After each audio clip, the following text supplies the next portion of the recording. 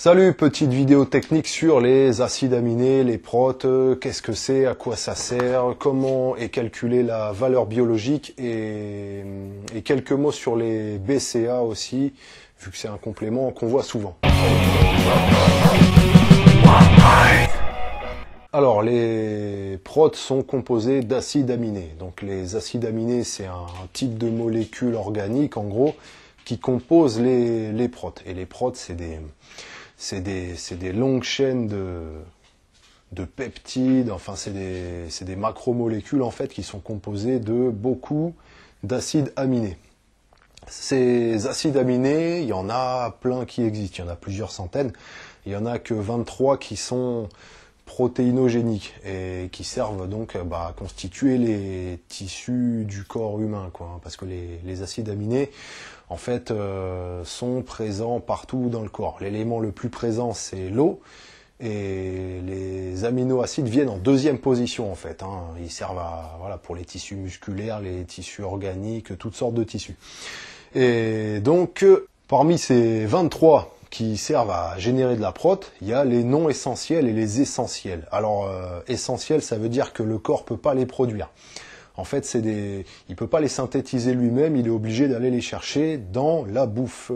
Et bon, après, il y a les non essentiels, donc ça, il peut les synthétiser. Ça veut pas dire qu'il faut les négliger pour autant dans la nutrie, parce que bon, il y a toute une histoire quand même de biodisponibilité. Il faut la matière, il faut que le corps ait le temps de les synthétiser et tout. Il y a un aminoacide, c'est le histidine.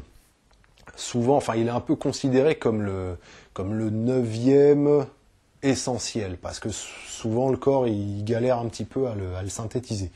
Donc bon, on en a 8 qui sont essentiels, 8, 9, et le reste, les combien donc, 8, 9, 8, les 15 autres, c'est des non essentiels, et bon, qui sont quand même utilisés par le corps humain pour synthétiser de la matière quand même. Donc on a des protes composés d'aminoacides essentiels et non essentiels, et nous le but pour se régénérer nos tissus, pour progresser, faire de la croissance, le but c'est d'avoir des nutriments qui contiennent le plus possible de ces aminoacides et encore plus les essentiels qu'on ne peut pas fabriquer nous-mêmes.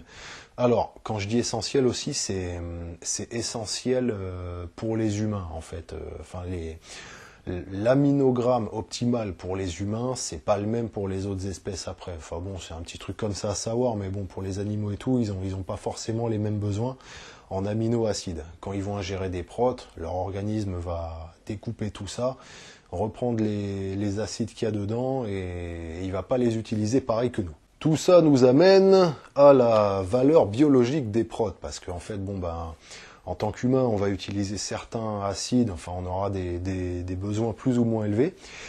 Et le truc, c'est que quand on veut resynthétiser une prot utilisable pour nous, si on n'a pas les bons acides ou s'il en manque un, c'est foutu.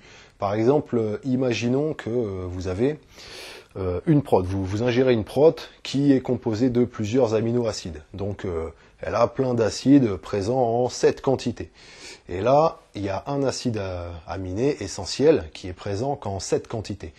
Et finalement, ça va être le facteur limitant, parce qu'une fois que tous les acides vont être décomposés, le corps va pouvoir prendre ces acides-là, enfin cet acide-là, et le recomposer avec les autres. Mais après, il aura que cette quantité d'acide synthétisable pour faire des protes. Tous les autres après, ils vont être inutilisables, quoi. Donc après, finalement, ça part, ça part en aminodéchets et c'est dommage, ça sert à rien. Donc la valeur biologique de cette prot va être égale à son facteur le plus faible. Voilà. Bon là, je vous parle de ça vite fait parce qu'après la valeur biologique des protes, c'est tout un procédé. Il y a plusieurs procédés, même c'est pas qu'un seul. Il y en a des plus ou moins fiables par rapport aux techniques de maintenant. Ça prend en compte la digestibilité aussi, vu que les protes ingérées ne sont pas forcément celles absorbées par l'organisme. Ça, après, il y a plusieurs paramètres comme ça. Mais bon, voilà, c'est pour vous introduire juste à ces concepts, si vous connaissez pas. Donc, la valeur biologique, ça va être en gros ça, parce que l'acide aminé qui est présent en plus faible quantité, il sera égal à ça. Là, dans l'exemple que je vous montre aussi, je suppose que le corps a besoin en proportion identique de tous les acides. Hein. Quand je fais ce geste-là avec tous les acides à grandeur égale, bon, c'est pas comme ça dans la réalité. Après, les valeurs biologiques de chaque prod sont calculées aussi, enfin, en proportion des besoins par aminoacide que le corps va nécessiter finalement. Donc bon, on a une prot qui est qui a beaucoup d'acides aminés, sauf sur un facteur qui va le limiter, et c'est dommage. Maintenant, si avec ça vous ingérez une autre prot qui est tout l'inverse, qui a 7 acides aminés qui étaient présents en cette quantité dans l'autre prot, mais que là il est bien représenté, mais que sur tous les autres acides aminés il est ras les pâquerettes, il en contient aucun, et ben en combinant les deux, du coup, les deux vont se complémenter. Et ce qui fait qu'au final, vous aurez une prot de très haute valeur biologique. Donc bon, ça c'est intéressant de comprendre ce concept-là, parce que il y a certaines prods qui sont complètes, qui ont des très hautes valeurs. En général, bon, dans le milieu de la muscu, tout ça, on a tout ce qui est, il y a la whey, la viande blanche, les œufs, ils ont des hautes valeurs. Après, dans les prods végétales, il y en a aussi. Il y a le tofu, il y a les black beans qui ont des très hautes valeurs aussi, même supérieures au bœuf comment dire, dans plusieurs classifications. Et voilà, le bœuf est pas si élevé que ça finalement. Enfin bon, j'avais vu une classie, il était à 80, un truc comme ça, alors que le soja et les beans étaient vers les 100. Et bon, voilà. Mais après, il y a des prods qui n'ont pas de telle valeur élevée. Ils sont beaucoup plus bas parce qu'ils ont certaines carences en aminoacides. Et du coup, ceux-là, vu que c'est des prods qui sont complètes quand même, parce qu'ils peuvent avoir tout, mais bon, ils sont limités par certains facteurs, là, c'est intéressant de les combiner avec d'autres. Comme ça, ils vont se compléter. Et au final, vous allez avoir des nutriments riches en prot et de très haute valeur biologique, même si vous avez que de la prot végétale ou quoi. Donc ça, c'est puissant. Prochaine vidéo que je ferai, je parlerai de ça d'ailleurs, quels sont les prods véganes que vous pouvez ingérer pour faire de la masse et tout, et qui reviennent pas cher, quoi, le plus possible. Voilà, je ferai une vidéo exprès là-dessus. Les BCA maintenant. Alors en fait, c'est je sais plus comment ça s'appelle, les BCA, Branch Chained Amino Acid, c'était ça. Parce qu'en fait, ils ont une structure moléculaire qui fait une branche, quoi. Enfin voilà, donc ils ont appelé ça comme ça du coup. Alors les BCA, on entend parler pas mal de ce complément, hein, c'est parce que les BCA, ça représente 3 aminoacides. C'est la leucine, isoleucine et valine, si je me souviens bien. Et oui, c'est ça en fait, même j'en suis sûr. Et du coup, ça va jusqu'à 1/3. En fait, dans le corps, vous avez jusqu'à 1/3 d'aminoacides qui sont des BCA.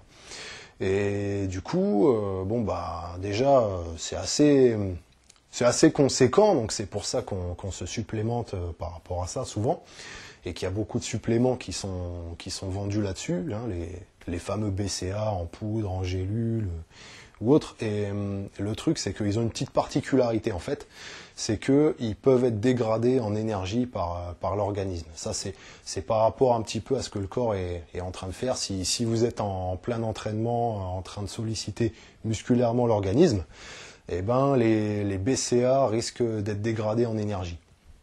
Et c'est fâcheux, parce que du coup, ils ne seront pas utilisés pour l'anabolisme, c'est-à-dire la construction musculaire, en fait, le fait d'utiliser ces acides aminés pour venir les combiner avec d'autres pour fabriquer de la prot, donc de la matière, des tissus vivants, voilà, des tissus musculaires.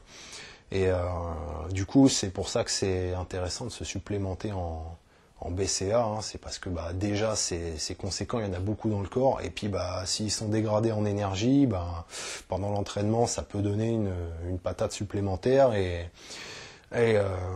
puis ça aide aussi à l'anabolisme. Voilà, on a fait le tour. Prochaine vidéo, donc je vous parlerai des prods vegan qui ont des bonnes valeurs biologiques et qui sont pas chères, qui sont intéressantes pour faire de la masse. Et voilà, en attendant, si vous voulez aller sur le site, j'ai posté un article il y a 3 jours. Et voilà, c'est sur 3 citations méconnues d'Arnold. Il y en a une ou deux qui sont bien marrantes. Enfin voilà, allez voir si vous voulez. Et je vous dis à plus, bye.